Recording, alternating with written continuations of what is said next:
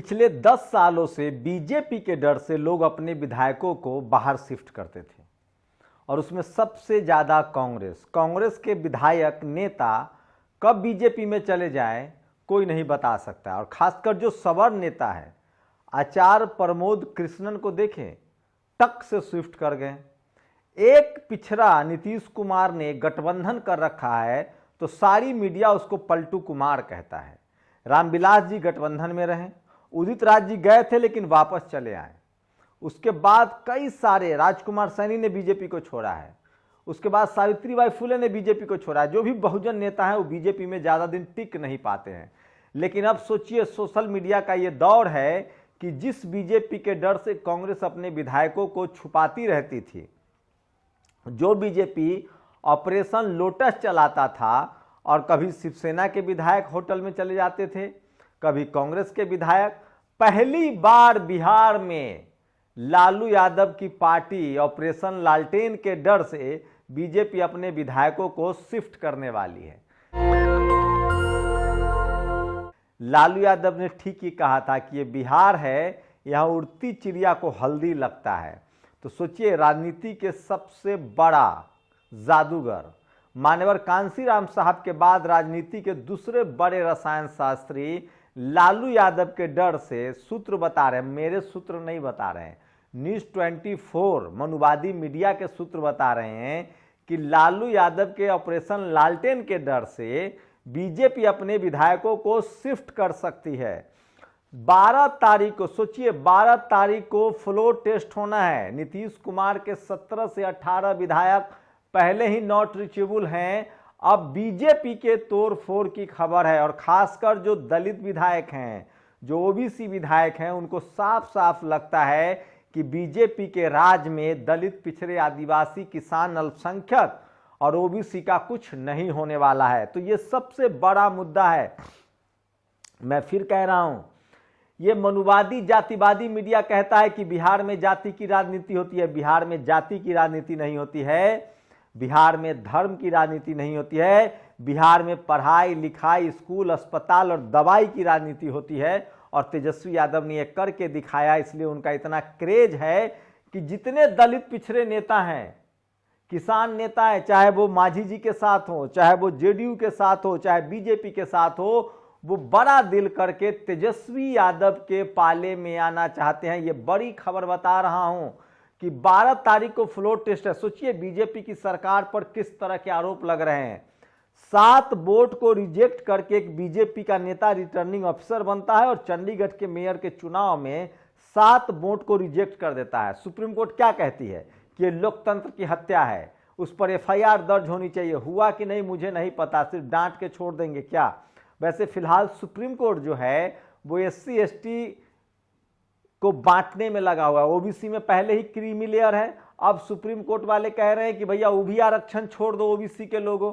जो घोड़ा चना खा सकता है उसको नहीं देना है और जिसको दांत नहीं है उसको चना खिलाना है। कहने का मतलब है कि स्कूल ठीक नहीं करेंगे ताकि ओबीसी के तमाम लोग पढ़े लिखें, लेकिन जो ओबीसी रिजर्वेशन ले रहा है उसको उससे बाहर करना है ताकि बाद में बचे हुए सीटों को ये जनरल में तब्दील कर सके। अभी एक यूजीसी का मनुवादी यही कोशिश कर रहा था। तो सोचिए किस लेवल की बेईमानी होती है। मैं सुप्रीम कोर्ट पर था, सोचिए हेमंत सोरेन को गिरफ्तार किया गया, जैसे पहले लालू यादव को गिरफ्तार किया गया था। उनको मुख्यमंत्री पद से हटाया गया क्योंकि वो चुनाव हारते नहीं थे, तो दूसरा रास्ता अपनाया गया। सोचिए उसी समय इस देश में एक सबसे ईमानदार सवर्ण टीएन सेशन पैदा हो गए चुनाव आयुक्त के रूप में। आजकल पता नहीं चुनाव आयोग क्या कर रहा है, लेकिन फिर भी लालू यादव को चुनाव नहीं हरा पाए, तो लालू यादव को गिरफ्तार किया गया और इस्तीफा लिया गया, ठीक हेमंत सोरेन की तरह। और सोचिए आज के डेट में हेमंत सोरेन, उस समय लालू यादव के समय सोशल मीडिया नहीं था, दलित, पिछड़े, आदिवासी, किसान, अल्पसंख्यक बोल नहीं पाते थे, लेकिन अब सोशल मीडिया। सोचिए हेमंत सोरेन को गिरफ्तार किया गया, उन्होंने इस्तीफा दिया। चंपई सोरेन के नेतृत्व में नई सरकार के लिए गवर्नर को समर्थन दिया गया, लेकिन गवर्नर साहब ने 2 दिन लगा दिए। वहीं बाद में जब दबाव पड़ा, छीछा लेदर हुआ, जब बीजेपी को लगने लगा कि हेमंत सोरेन के गिरफ्तारी से ही जब इतना नाराज है, 20 करोड़ वोटर नाराज हो गए हैं, तो अगर सरकार नहीं बनाएंगे तो सब गड़बड़ हो जाएगा। और उसी डर से बाद में चंपई सोरेन को मुख्यमंत्री बनाया गया, लेकिन डैमेज जो होना था वो तो हो चुका है। लेकिन बिहार में सोचिए, नीतीश कुमार ने गठबंधन तोड़ा, बीजेपी के खेमे में गए, चट मंगनी पट गया। नीतीश जी ने सुबह इस्तीफा दिया, शाम में शपथ लिया और फ्लोर टेस्ट 12 तारीख को, इतना लंबा समय, जबकि चंपई सोरेन को 5 तारीख को ही फ्लोर टेस्ट करना पड़ा। आप सोच सकते हैं, इसी देश में हो रहा। उसके बाद भी बिहार में उड़ती चिड़िया को हल्दी लगता है। सोचिए, पहली बार खबर आ रही है कि बीजेपी अपने विधायकों को शिफ्ट कर रही है। उसे डर है कि कहीं हमारे विधायक लालू यादव के पाले में न चले जाएं। नीतीश कुमार के विधायक ऑलरेडी अनरीचेबल हैं। मैं फिर कह रहा हूं, इस गठबंधन से आरजेडी सबसे ज्यादा फायदा में है। भले वो 2 साल सत्ता में न रह पाए, 24 और 25 में तो चुनाव ही होगा, 2 साल सत्ता में न रह पाए, लेकिन लोकसभा चुनाव में आरजेडी के हाथ में अलादीन का चिराग लग गया है। दरअसल नीतीश कुमार रहते तो 20 सीटें देनी पड़ती और आरजेडी के खेमे में आता 20 सीट। उसके बाद उसे लेफ्ट पार्टियों को भी देखना था, उसके बाद कांग्रेस को भी देखना था। आरजेडी के पाले में आता 10 सीट। वैसे आरजेडी का भी एक भी सांसद नहीं है लोकसभा में, लेकिन नीतीश कुमार के जाने से अब आरजेडी के पाले में 40 सीटें हैं। अगर आरजेडी ने दिल बड़ा दिखाया और मुकेश सहनी को अपने पाले में लाए, चिराग आते हैं तो नहीं आते हैं तो बढ़िया, नहीं आते हैं तो कोई बात नहीं है, मांझी जी आते हैं तो बढ़िया, नहीं आते हैं तो कोई बात नहीं है, मुकेश सहनी को बड़ा दिल दिखाए, कांग्रेस उसके साथ है, कांग्रेस पर ज़्यादा टिकट खराब ना करे, 4-5 दे दे, चलिए दोस्ती है तो, लेफ्ट पार्टियों को 5 दे तो 5-5 10, और 10 सीटें वो उनके पास और है जो वो चाहे तो 15 सीटें उनके पास ऐसी है जो चाहे तो आरजेडी और बीजेपी और जेडीयू के जो विधायक आएंगे उनको लोकसभा का टिकट दिया जा सकता है। और इसी डर से बीजेपी वहां फंस गई है। फ्लोर टेस्ट को लेकर तो साफ है कि नीतीश कुमार फंसते हुए नजर आ रहे हैं, और बिहार में अगर खेला हो जाए तो ताज्जुब मत कीजिएगा। तो सोचिए, 2024 में बिहार, झारखंड और यूपी, आज भी अखिलेश यादव ने मोर्चा खोल रखा। उन्होंने कहा कि घोसी में जब हम 50,000 से जीत सकते हैं तो जनता से ऊपर कोई नहीं है, और ये देश की मनुवादी मीडिया आज से ही खबर चला रही है। सोचिए, चुनाव से पहले ट्रेंड चलाया जा रहा है, फला बीजेपी 400 पार, वैसे ऐसी लहसुन का रेट 400 के पार हो गया है।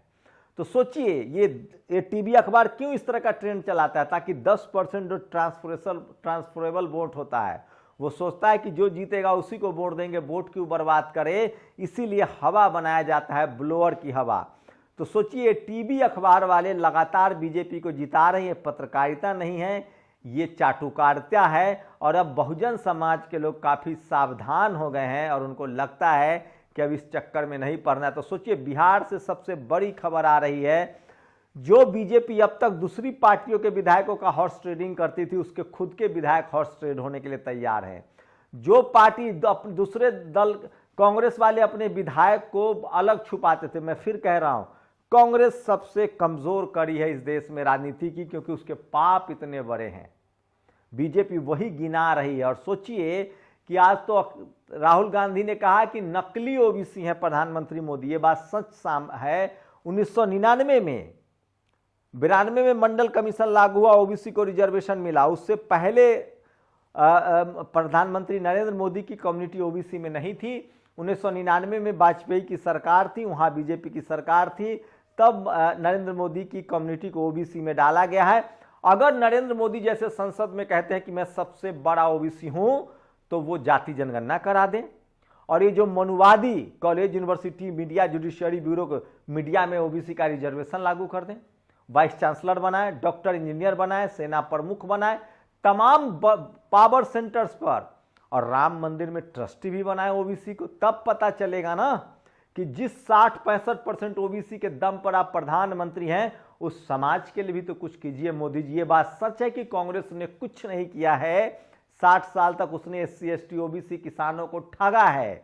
असली मनुवादी सरकार तो कांग्रेस चला रही थी, लेकिन नरेंद्र मोदी जी, आपको भी RSS के चुंगल से निकलना पड़ेगा और आपको भी ओबीसी के लिए कुछ करके देना पड़ेगा, नहीं तो बिहार में जो नेता है SC ST OBC का, वो तो आपको छोड़ेगा नहीं, चाहे पार्टी कोई हो। बिहार में सोशल जस्टिस की लड़ाई है, यूपी में सोशल जस्टिस की लड़ाई है, झारखंड में सोशल जस्टिस की लड़ाई है।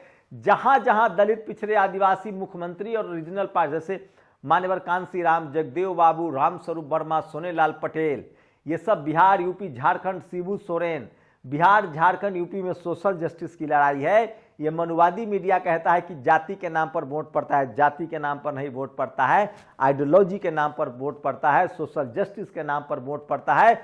और इसीलिए कर्पूरी ठाकुर को भारत रत्न देना पड़ता है, बाबा साहब अम्बेडकर को भारत रत्न देना पड़ा। मंडल कमीशन बनाने वाले बिहार के पूर्व मुख्यमंत्री थे, इस देश में अबुआ दिसुम अबुआ राज लाने वाले शिबू सोरेन थे। तो सोचिए, जो बीजेपी अब तक हॉर्स ट्रेडिंग में मास्टर मानी जाती थी, मीडिया जिसको मास्टर स्ट्रोक कहता था, बीजेपी अपने विधायकों को लेकर भाग रही है क्योंकि अफरा तफरी मची हुई है, नीतीश बाबू के विधायक टूट रहे हैं। तो असली खेल अभी बाकी है। 12 तारीख को तेजस्वी यादव ने कहा है कि खेला होगा। 12 तारीख को बीजेपी और जेडीयू गठबंधन अपना बहुमत साबित कर ले तो फिर देखने वाली बात होगी। लेकिन मैं बहुजन समाज से कहता हूं कि हमला बोलना है तो बीजेपी पर बोलिए, दलित, पिछड़े, आदिवासियों को सिर्फ क्लेम मत कीजिए। थोक के थोक सवर्ण नेता तमाम पार्टियों से बीजेपी में चले जाते हैं तो वो पलटू राम नहीं है। तो तमाम आरजेडी के कार्यकर्ता नेताओं को नीतीश कुमार का नाम लेने से बचना होगा, क्योंकि अगर आप अपने ही लोगों की आलोचना करेंगे तभी आप पिछड़े कहलाएंगे। सवाल है कि हर बार बीजेपी भी तो उनके अपने पाले में लेती है, लेकिन फिलहाल आरजेडी ने खेल कर दिया है और बीजेपी अपने विधायकों को बचाने की जुगत लगा रही है। आप लोग अपनी प्रतिक्रिया जरूर दीजिए। शुक्रिया। नेशनल दस्तक की आपसे गुजारिश है कि अगर इसको बचाना चाहते हैं तो नेशनल दस्तक को सब्सक्राइब करने के लिए रेड कलर के सब्सक्राइब बटन को दबाएं, फिर बेल आइकन की घंटी दबाएं। नेशनल दस्तक को बचाने के लिए बहुत जरूरी है कि हर खबर को शेयर करें, लाइक करें, कमेंट जरूर करें।